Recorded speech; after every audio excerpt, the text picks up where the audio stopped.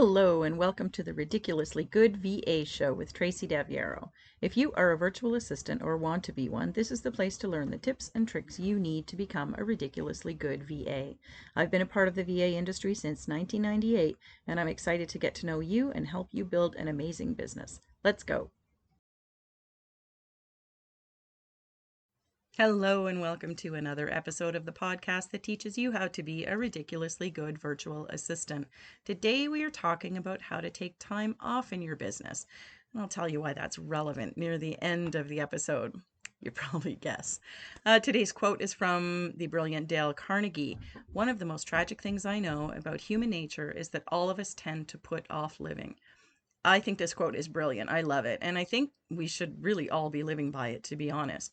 Now, that doesn't mean that you have to skip off to Europe every time you turn around or, book some days off every second week. But living to me really means looking after your life. And that's what we're going to talk about today. Let's go. Time off, time to recharge your batteries, get some rest, fit in some personal time, get some personal stuff done. For the purposes of this episode, that's what I'm going to be talking about in terms of time off. I'm not talking about taking time off to go to your kids' school activities or extracurriculars or looking after aging parents' appointments, which I know that's the phase I'm in. I don't have the kids' stuff to do anymore, but definitely have the aging parents happening the last few years. But I'm talking about you. I'm talking about you taking time away from your business and making sure that you have that downtime that is so important to help us recharge our batteries and basically just not think about business for a while, or I guess not have to do business is more apt. I think I'm thinking about my business a lot, and when I'm away, when I'm off, I tend to get clearer visions about the things that maybe I want to do or get some clarity around what I want to change in my business. And so we probably are always going to think about it, but getting out of the day-to-day is the most important thing. And in order for you to be a ridiculously good virtual assistant, you have to look after yourself. You are the service of your business. You're the product, the talent, if you will. And if you don't make sure to take time away, you're going to start to regret it. When we work for somebody else, we automatically get nights and weekends off. Well, don't we? For the most part, anyway. Our hours are generally business hours. We are not often tasked to work in a corporate setting anyway. Nights, weekends, holidays, those kinds of things. But when we become an entrepreneur or a virtual assistant, a small business owner, whatever you call yourself, we work on our own business in the down times, right? A lot of us do. Anyway, we take our business hours and we work on our client work. And then whenever that is done, that's when we turn to our own stuff. And so it means that we can be on all the time. It means that some of us work all the time, or at least that's what it looks like to the outside eye, sometimes to our family, sometimes to our colleagues, whoever's looking in on us. And that's really not a healthy way to do things. It's why I always talk to you about being really focused on what it is that you want to get done, to have a plan, and to do whatever you need to do in the shortest time bucket possible, and then move along. Not to rush things, but to be really focused, to prepare yourself, and to give yourself limited amounts of time to do things like your marketing in your business or research around your business, or writing is a big black hole that we often get into.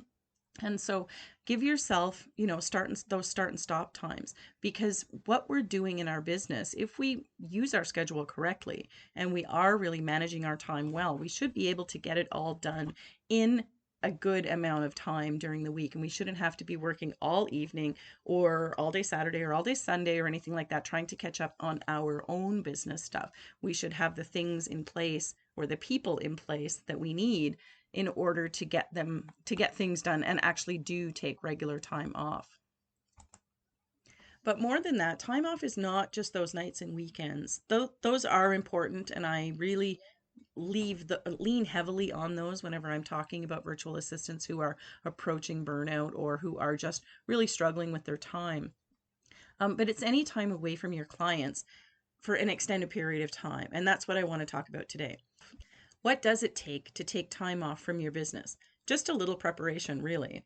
We need to be a little bit more strategic than when we're taking holidays from a job, when maybe somebody else can take over for you, or there's maybe a little less responsibility around what it is you're doing. But it doesn't mean that it can't be done. And when it is done right, you're going to make the most of your vacation time, and hopefully you'll decide to do it more often. So, what does vacation mean to you? For me, it honestly just means a couple of days away. My husband is a chef and he works in the hospitality industry, obviously, in a restaurant. And especially these days, time off does definitely come at a premium for our family. It always has.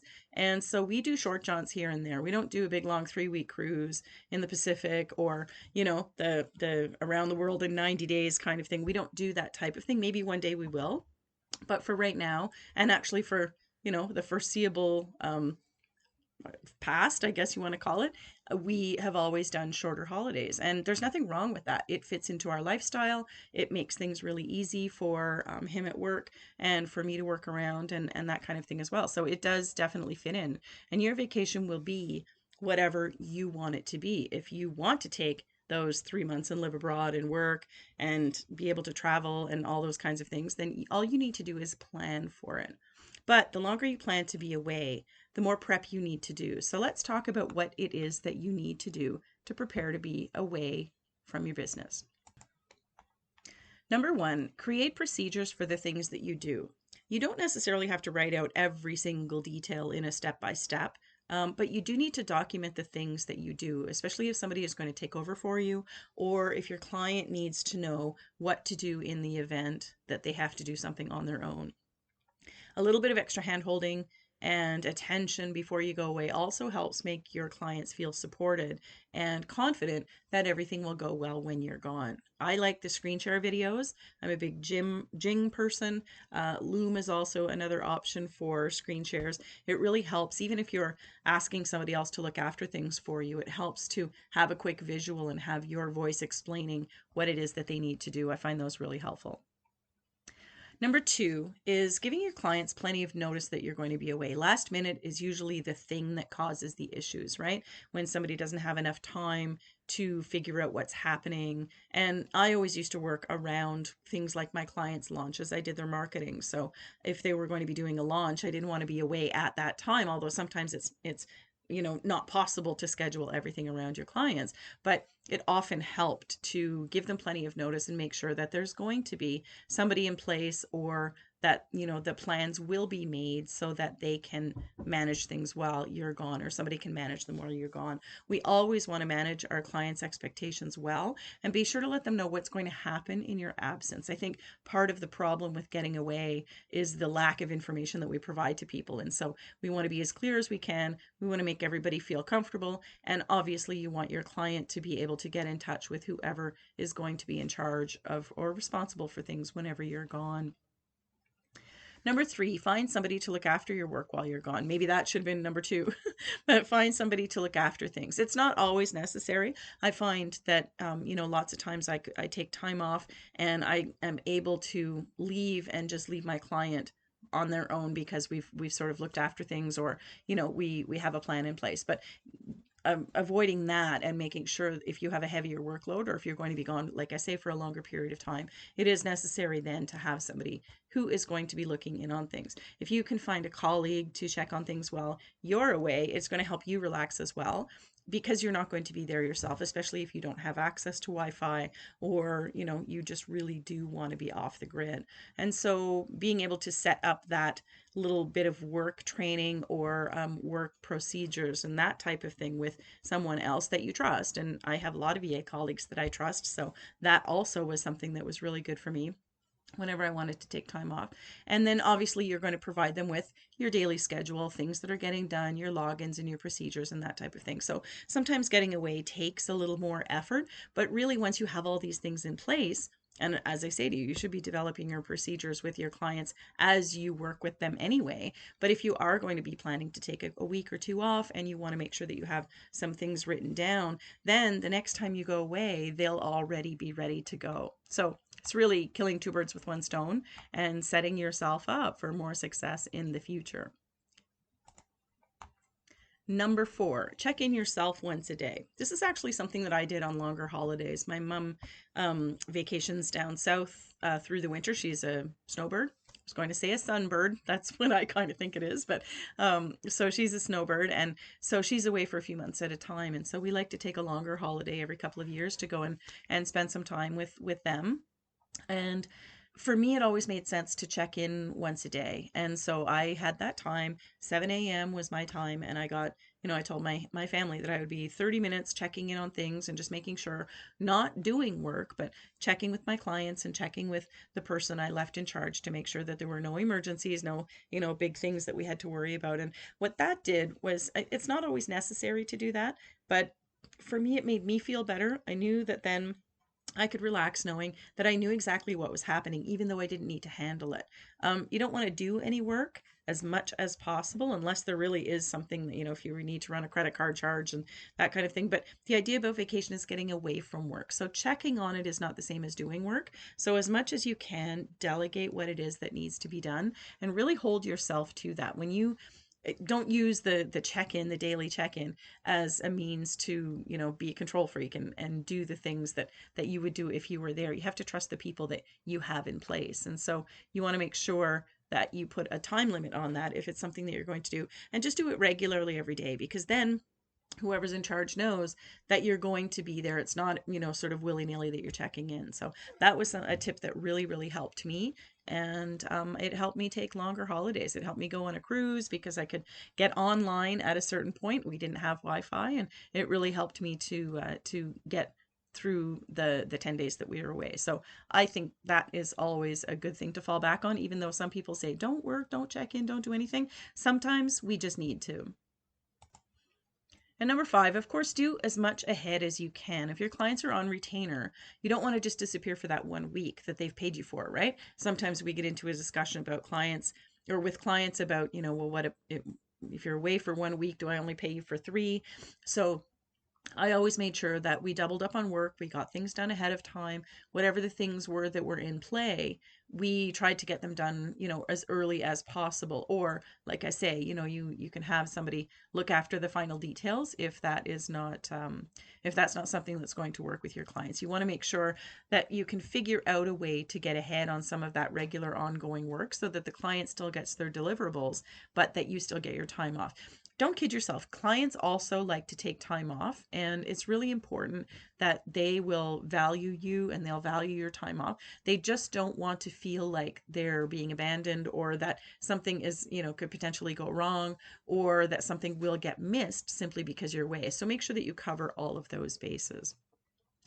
Number 6, don't be shy about taking time off. Everybody does it. Like I say, even your clients. And if you're working with your ideal clients, they are going to value you and your time, your sanity, your mental health, and everything, right? And they're going to want you to enjoy yourself so that you can come back refreshed. If you have a client that does get upset, or that doesn't handle the whole you being away thing well, all you need to think about is replacing that client when you go back. When you get back, there are so many clients who will value you and who will appreciate you and who will understand that, everybody needs the balance, especially these days.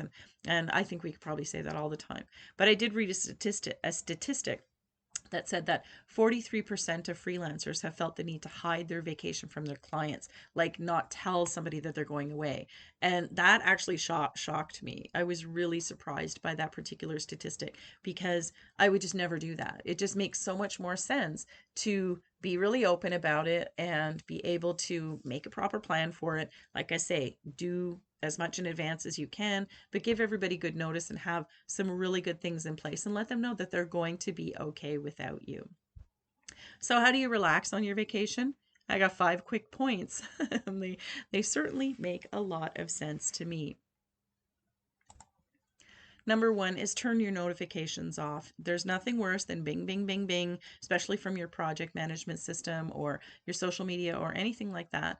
That is the number one thing that is so disruptive. Turn all the notifications off. If you want to check your text messages, you can choose a time to check those, or any other notifications. I think it's a good idea to not check them as often as you think you need to. And this might take some practice. Maybe you need to do that little exercise of leaving your phone in the other room, like before you go on vacation, leaving your phone in the other room for an hour or 2 hours or a whole day, and being able to get, just focused on what it is that you're doing and practice that time away from that incessant binging. Number two is unplug. Get off, turn off your Wi Fi, turn off of your data, put your phone in flight mode so that people can't get in touch with you. And again, we can do this, for periods of time or do it for the whole time. Number three is rest. You are getting away for a reason. And I think that it doesn't matter what we're doing, anywhere we're going, is rest and relax, right? Number four, just do it. Just relax. Just take your time. Make sure that you are doing all the things that you need to do to make yourself happy and just enjoy yourself and enjoy your business. You're running your business so that you can create the lifestyle that you want. And lifestyle that you want, obviously, is going to include being away from your business as well. It's not just about building your business all the time or trying to get to those client deliverables. And truly, for virtual assistants, for me, it's not generally the building the business stuff that gets in the way that we get really committed to. It's about delivering the things for the clients and saying, well, I can't really be away because my clients are, they need me and I'm the only person that they have for support. Well, you're not responsible for their business. You're responsible to their business. And you do need to understand that taking time off is a natural thing that you need to do for your vacation. And if you can't get away on a vacation, not all of us can, or if you can't afford it, time off is still a very real thing that you need to schedule into your calendar. It could be afternoons off, one afternoon off a week. Fridays off. YVA used to take Fridays off all the time. At first, I was so jealous. I thought, I don't know how she can do that. But we just did it. I knew that she wasn't available after Thursday at the end of the day until Monday. And we just managed it. It didn't impact my business at all. She got everything done that we needed to get done. So Fridays off.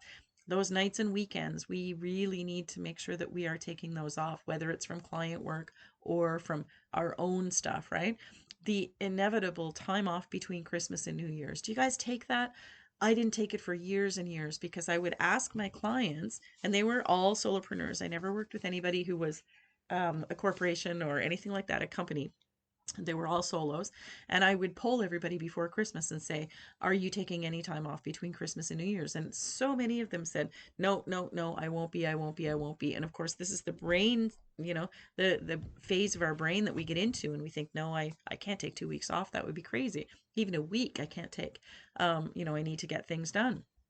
And so time off between Christmas and New Year's, I would always say that I was working because I'd have one or two clients or even more clients who said they were going to be there. And not very many people sent me any work at all. So there I was waiting on work and never getting anything to do. So I finally bit the bullet one year and I said, you know what? I'm off between Christmas and New Year's. And a couple of my clients kind of got freaked out. But you know what? We all lived and we all enjoyed our Christmas break. It was so nice. So whatever that time off is for you, make sure to incorporate it and still use all the same tips that I gave you, even if you're not jetting off to, as I say, a cruise in the Pacific someplace. And use all the tips here on a regular basis. Make sure that you're incorporating that into your business and that you are enjoying your downtime and looking after you. Remember, I told you, you are the product of your business, and it's really, really important that you look after your health and your wellness and your mental health. And it's about having fun. We want to be able to get away and do the things that we need to do. A couple of tips on how to incorporate vacation into your business. Pick a date and stick to it. Buy an airline ticket. That's what I did. Pick it when you buy that airline ticket and it's non-refundable or there's a charge to change it, you're going to work towards taking that time off. Plan ahead so you have to complete things or get the right people in place. So you have time to complete things, sorry. Plan ahead. And you want to make sure that you give yourself enough lead time to get that training in, to get those little training videos made, to get those processes and procedures in place. Cushion a business trip with a few days of vacation on either side. I have a colleague who does this all the time. Her husband comes with her for the first few days of a conference, and then he goes home and she stays for the conference. And there you are. You're already going someplace anyway. Try long weekends first if you've never taken a vacation. This is one thing that's really important. Try 3-day vacation, Friday, Saturday, Sunday, and then tack on that Monday as well. And when you know that you can get away on a Friday and a Monday, then you know that your clients are going to be okay without you. Because for me, Mondays are always the busiest days, and Fridays are usually the wrap up days, right? So we want to make sure that we can figure out how to incorporate things more often. Trust that everything's going to go well because you prepared everybody. And you have to trust who you leave in charge for sure. They're going to get better the more that you let them be autonomous. If you're constantly checking in and you're constantly making them feel like you don't trust them, then you are going to have to do more stuff and it's going to be harder to get away. And then once you get away and everything goes well, because it will, you're going to be booking that next vacation. I guarantee it. On that note, I'm actually on my own vacation at the moment in a log cabin in beautiful Alberta with my husband for a few days. I'm going to be back later this week. And yes, I recorded this episode of my podcast early so I could get away and still provide it to you. That's a deliverable, right? Of course I did. And I'll see you next week. If you need some help figuring out how to set your business up so that you're not going to burn out and so that you can take time off when you need it or just want it, reach out to me at tracy@yourvamentor.com. I've helped hundreds of VAs through their challenges and got them on the way to the next thing. I'd love to do the same thing for you. I do private coaching, and my new mastermind, the Virtual Circle registration, is open now. Maybe one of those options is the right choice for you. That's all I've got for you this week. Thanks for tuning in to learn how to become a ridiculously good virtual assistant. Take care. Thank you so much for tuning in to this episode of the Ridiculously Good VA Show. Don't forget to subscribe so you don't miss a thing. For more great resources for your VA business, visit my website at yourvamentor.com. I'll see you back here next time.